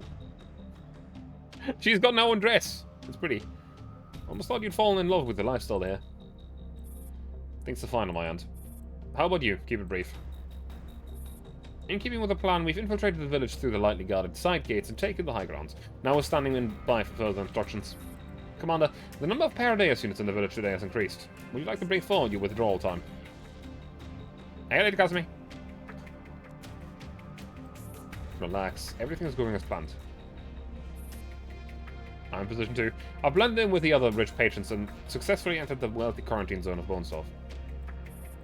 By the way, Commander, this is a fake refugee village.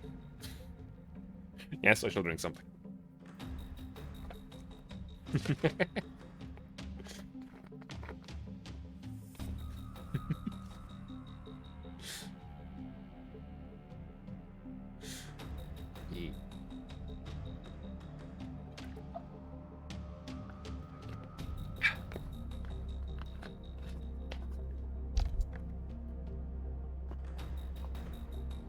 What do you mean, fake? I can sense everything you're doing from there. It's like a circus. I can see everything you're doing from there.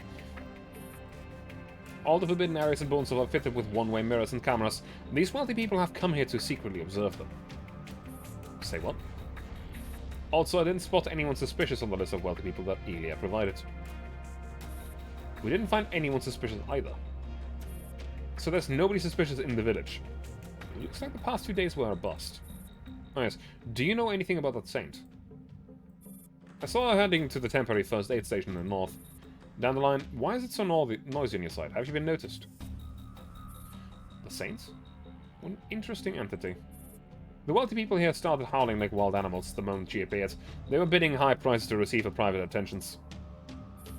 The dandelion presses a communicator to the slit of the door, and I can hear terrifying cries coming through it. Move it away. I'll have nightmares if I keep listening to it. In any case, that's how things are over here. Commander, are you going to investigate the Saint? Well, I can't just leave it empty-handed. I'll try and make contact with the Saint afterwards. Judging by Elsa's reactions, she seems to have the utmost faith in her. Understood. We can move ahead of schedule if anything unusual happens. I need to go. They get suspicious if I'm gone for too long. I'll look to the Saints.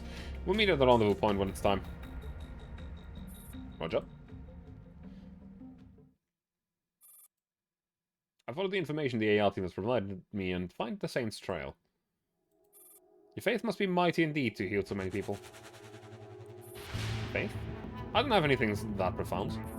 I simply wish to heal as many Elite patients as I can. That is my mission. Giving of yourself to cleanse the world is the holy purpose of a saint. Surely you will not shun other forms of self-sacrifice, no? Everyone here will gladly sacrifice themselves if it will make the world a better place. I doubt that. But I myself have no such reservations. I knew you would understand. Ah, we're here. In here, please. The door to Ilia's room slowly opens. Two head inside. Ilia's room is larger than the refugee aid stations, and many people are already waiting inside. This doesn't look like a treatment room. Ah. A squeal comes from inside the room. There's no time to think. I rush over to the door to see what's going on. Through the gap, the furious flurry of discharging flashbulbs very nearly blinds me. This isn't a ward for the ill. My lady, take a picture with me. My lady, please autograph my body. Anyone will do. There's too many people. Please, let me go. The saint is driven into a corner by the ardent throng, and she nervously clutches at Elia. Elia, save me. My lady, this is one of the ways to make Bonestuff a better place. You've devoted much of yourself to cure ear infections before. This is simply another way of doing that. Elia ignores the Saint's fear. She shrugs off the hand grasping at her and walks into the crowd indifferently. No, let me go! I don't want to be here, please, anybody, please take me away, I don't want to be here! You really are, Saint, even the way you beg is so exciting. Elia's departure makes the wealthy people in the room even more lascivious? I don't know how to say that word. Lascivious? Maybe? They glance at the cameras, the video recorders, their autograph books, and shove them up into the Saint's face. Save me, please save me. I don't know if it's because of my anger or the Saint's helplessness, but I can feel the door trembling. I don't want to be here. A wave of despair seems to resonate in my chest. My hand moves on its own accord to the door. I can save her if I just get rid of this annoying lock. Anger calls through my arms, and I end up ripping the door off its hinges with my bare hands. With the door now out of the way, I ignore the galaxy of flash lamps discharging in the distance and zero in on the frail white figure tumbling backwards into my arms. Come with me. Come with me if you want to leave. Robin, what are you doing? Get out. You shouldn't be here. The Saint offers me a trembling hand. Before anyone else can react, I grab it and run. Angry shouts come from behind me. Quick, stop them. I have the entertainment doors block them. Elia, you better think of something else, or else your future sponsorship. Stop them. Bro, down the line. My car's blown. I need backup ASAP. Roger, heading over now. While I can understand you stopping workers due to having never done this before, only you could so brazenly abduct someone in broad daylight. Stop making jokes at my expense and think of a way to hold them back. I've hacked the entertainment dolls. They should be able to stop some of your pursuers. Follow this road to the village entrance. Moreau will meet you there and I'll catch you up shortly after. The voices behind me gradually fade into the distance as we sprint down the road leading to the entrance. Robin, is that your name? No, but you can call me that for now. My name is Maclean. A few villagers suddenly burst out from the fork in the road, and Elia's voice grows louder.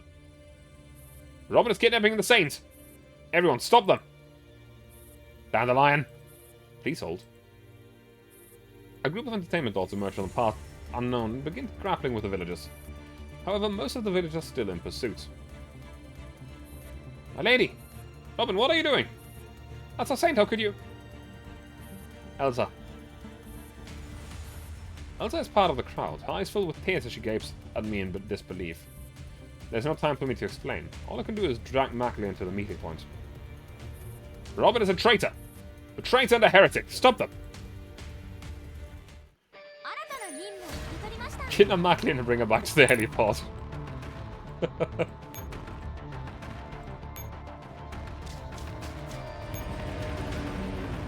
Ah.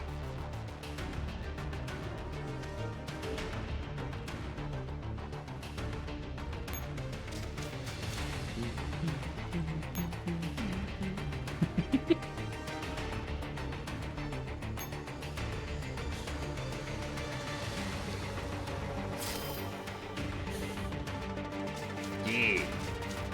My butt.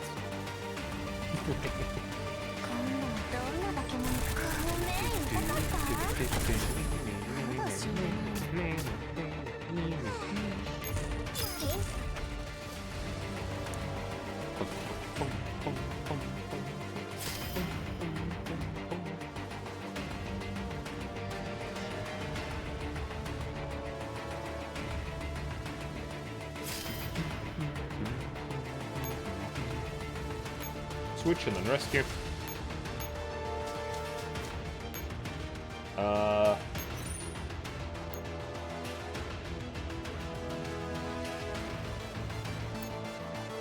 Is there any failure condition?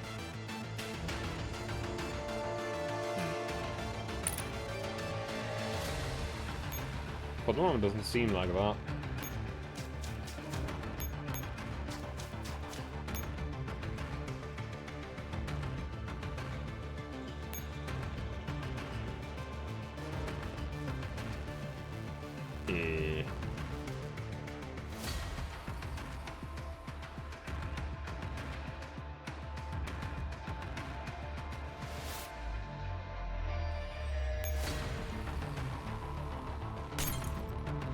Let's hope that's enough. I have no idea.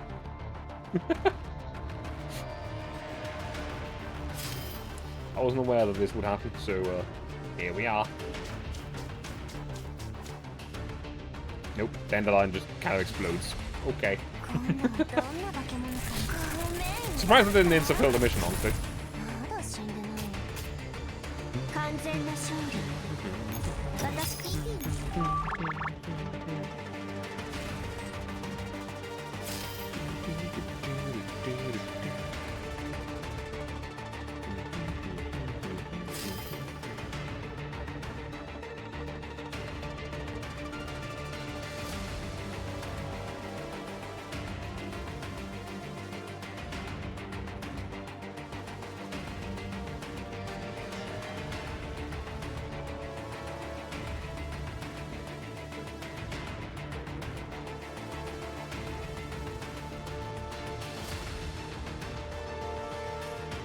So the refuge Luddite village has combat robots.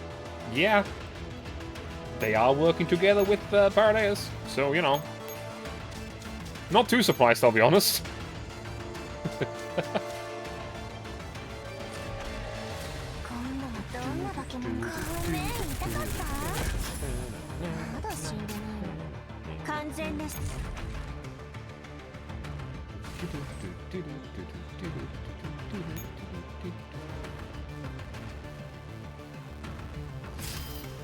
This is actually going to be mildly annoying. I'm going to have so few movement points in this.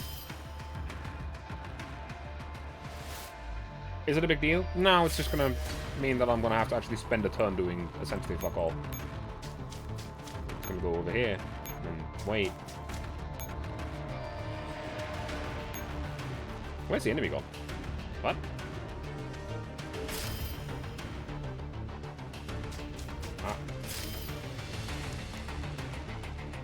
Hey look, we have the exact amount of resources we need for this.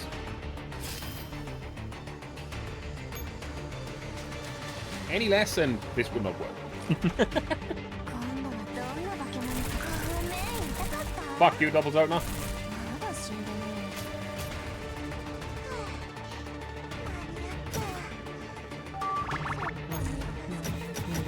Oh. Apparently I immediately got a gun that I haven't had yet. I actually really wanted Lynx because I really like this gun. Can't walk, so it's nothing an 8th GM, one fix. Yep. For people that don't know, this is the GM6 Lynx. It's a 50 caliber bullpup rifle. It's very, very cool. And actually used in some plays.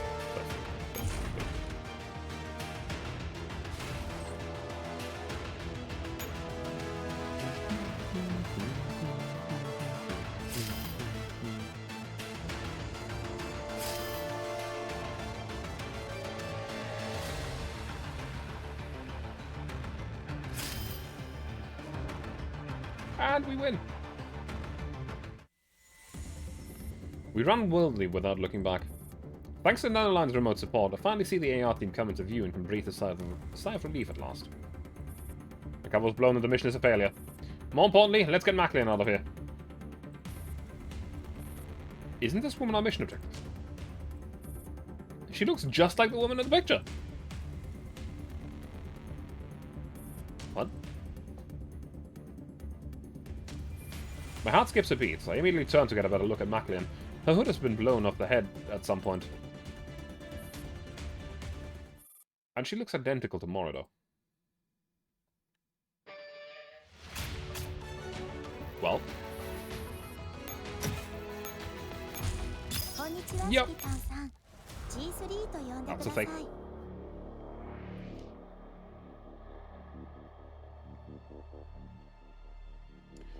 Hammer points to the lights. I'm gonna do this in a way where I just go down one path and then move to another.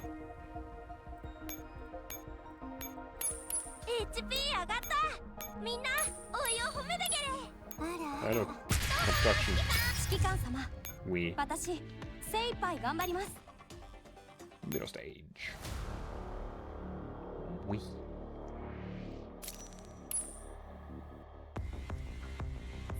Outside Bone Surf on the outskirts of Berlin.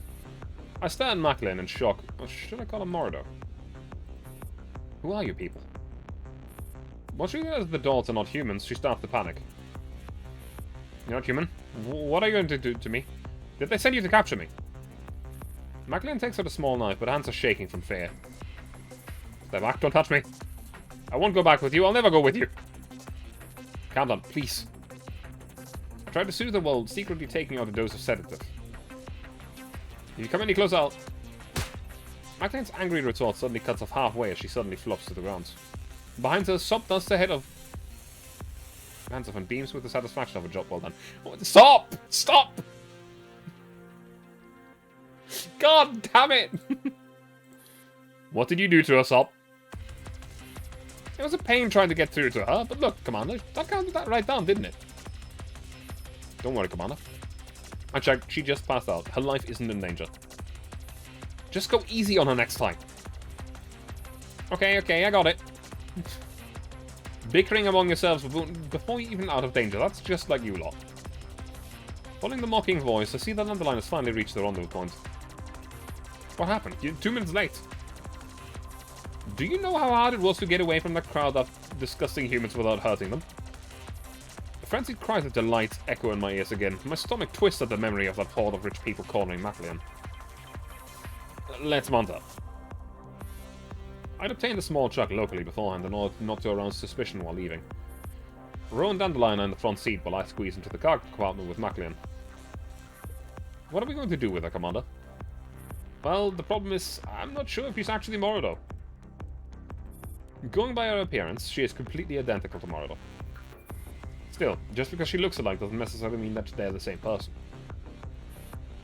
We'll find out once we question her, right? I mean, can't just let her go, can we? Of course. Let's follow the mission objectives, directives and bring her to the appointed location. Alright. Rose starts up the truck and drives towards the destination with practiced ease. I believe I should point out that the large Paradise force is trying to encircle us. You mean the ones lying in wait within the village? We'll ambush them piece by piece as planned. No, the numbers suggest they are reinforcements. There are simply too many of them for us to handle. If we stick to the original plan, we will be stuck here for 2 or 3 days.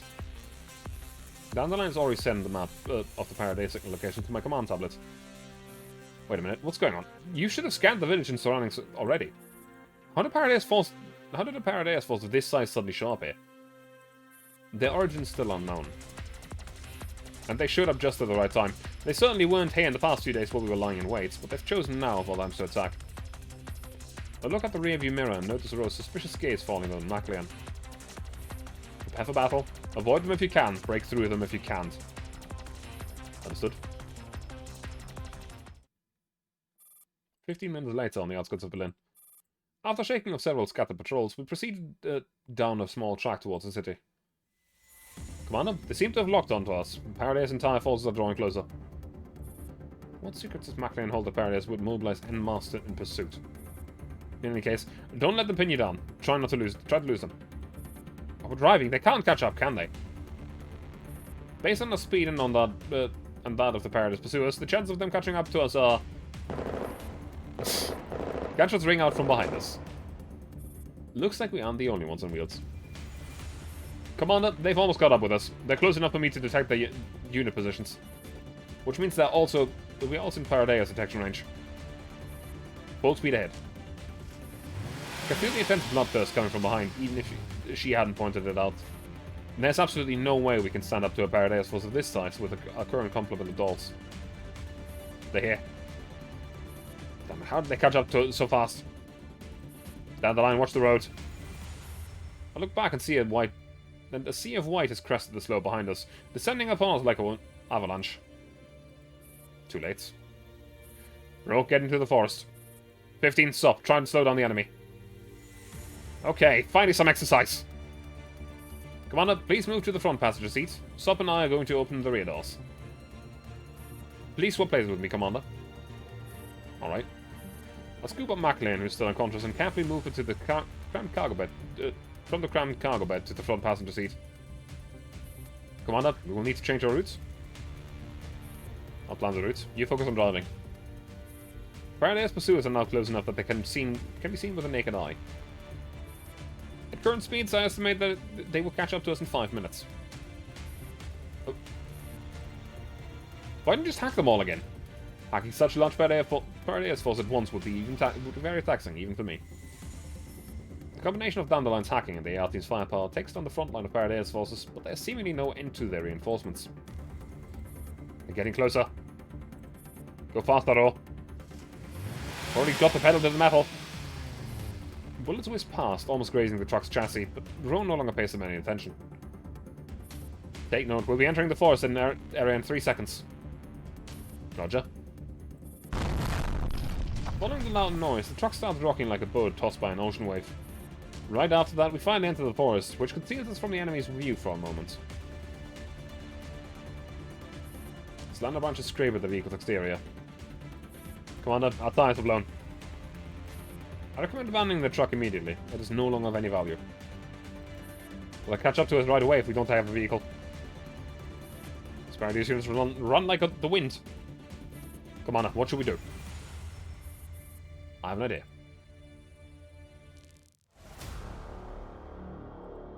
Chimera points to the light.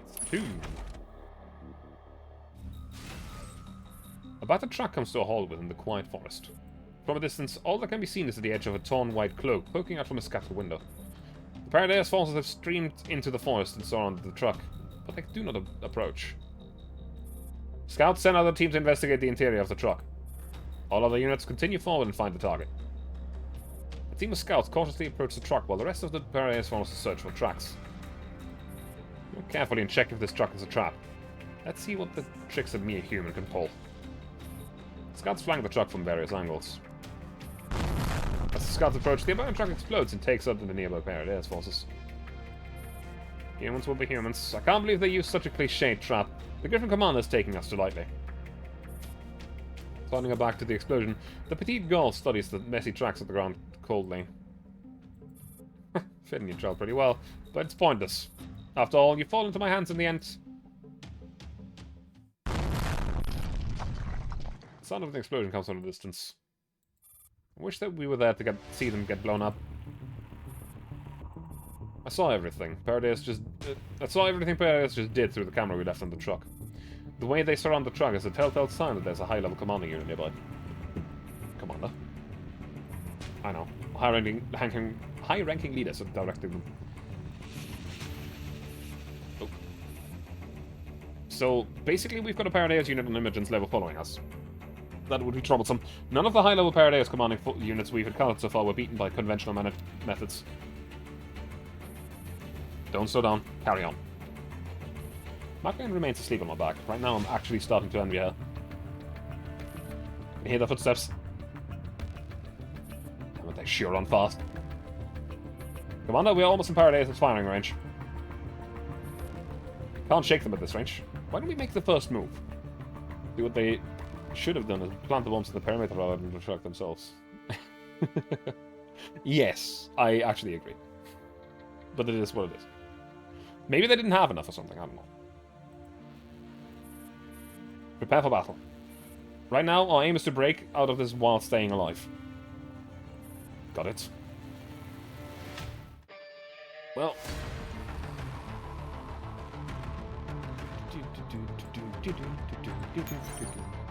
Guide down the line to the extraction point. Not having enough bombs would be mistake number one. I mean, they were on an infiltration mission, you know. Not a we blow everything to Kingdom Come mission.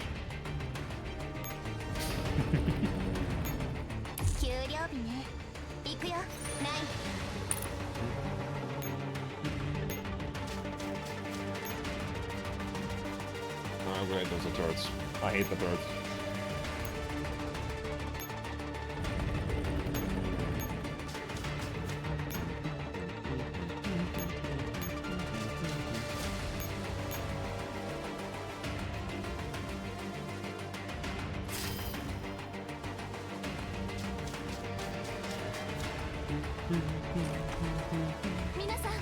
I'm pretty sure these won't even survive until IWS gets to shoot. Yeah.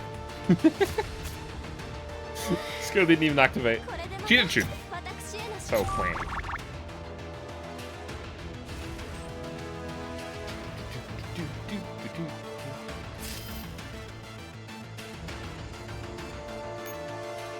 Now, the good thing is, we can actually ignore those turrets on the ground, as long as we don't walk into them.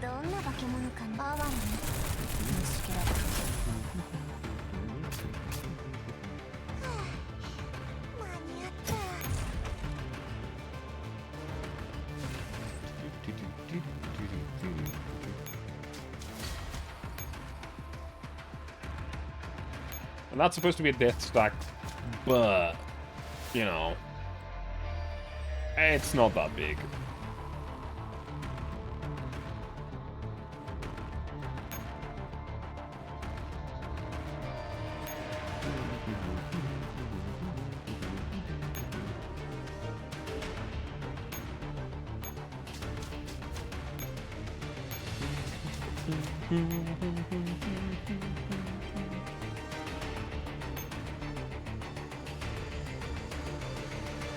Next up.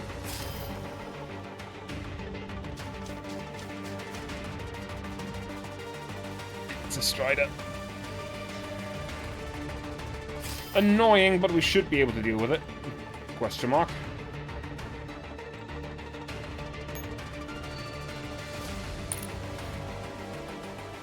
Maybe not. Maybe they have a force field.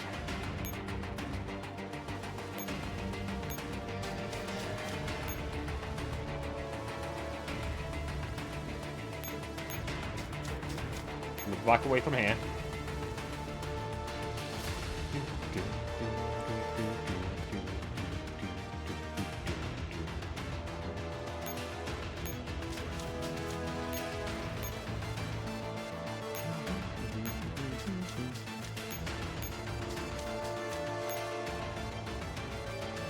Gotcha.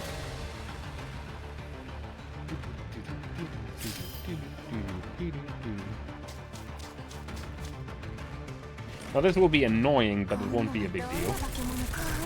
Shouldn't be a big deal. Like 416 will blast a big chunk out of them. And then the rest will just be continuous fire. The Strider, however, is probably a different matter entirely. Striders are very strong for what they are.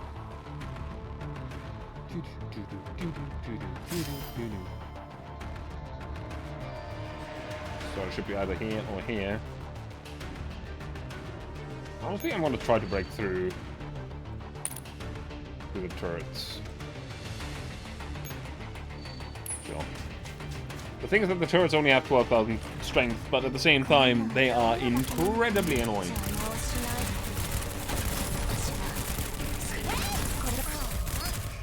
And the music just broke. Okay, 12,000 strength was not that big a deal. They did deal more damage to us than the 37,000, like, defense unit there. So, there's that. No Strider here.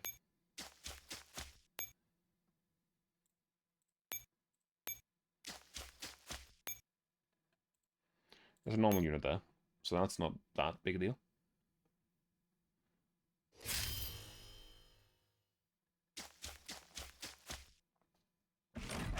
Normal unit is about to get shredded. Alright. Very good.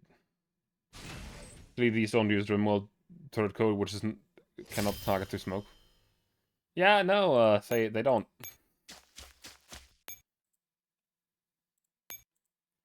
Okay, we only have to bring her here, so this should be fine.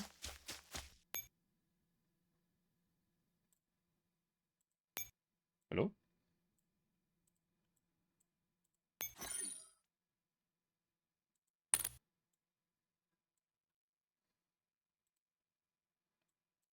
Do?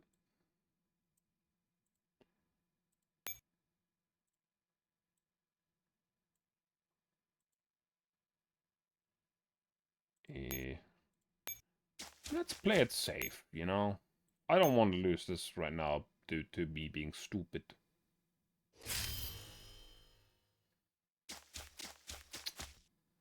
Of course, the enemy has taken the annoying path.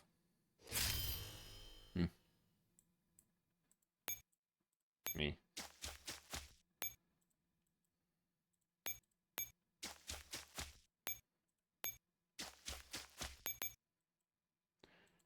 actually gonna have to fight this enemy right now, because if I do it later, that's gonna be fucky with So die, you two henchmen with MP7s. I respect your choice of weaponry, but not you. And the turn here, that should mean that the Strider should walk down south towards IWS. These men were not hench. What?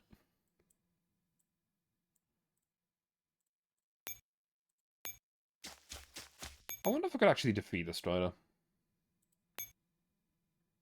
I want to try. It's stupid, but I want to try. Hench is a synonym for muscular? Is it? I wasn't aware, actually. Yes, fight them anyway. This will surely be fine.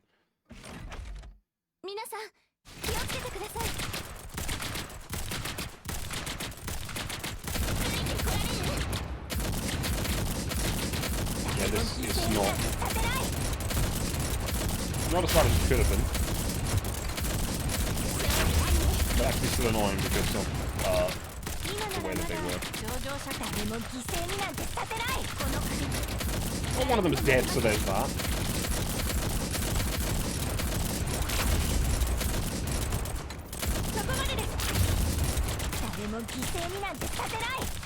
Still gonna kill it, but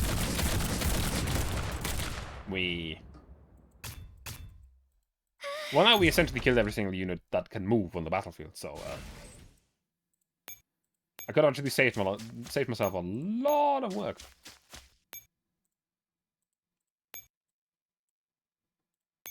In turn? Question mark?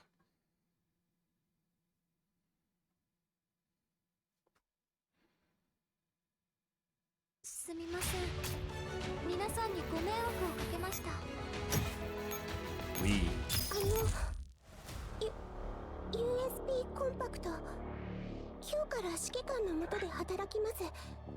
Now, looking at the time, it is time that I stop my stream for the day. I have been live for about 2 hours, which I know is not the longest of my streams, but at the same time, Girls Frontline streams usually end around the 2-hour mark. For the simple reason that, you know, it's a lot of reading. A lot of, yeah. So, I am going to go and raid someone. I am going to go and raid someone that I think I've never raided before. Actually, I know I've never raided them before. They are not often streaming. So, I am going to go and send you over to, let me see, where are they? There they are. To Kivers. Now, for the people that might not know who Kivers is a very special person. Kivers is the person who rigged my model. So go and say hello to her. Maybe call her a nerd, but be nice about it. She's currently playing Aelin Tavern with one of her friends. Sweet. I shall call it a day for today and be back tomorrow with some Armored Warfare, probably, actually. So have a good night. Thank you very much for being here and hope to see you all again. Bye-bye.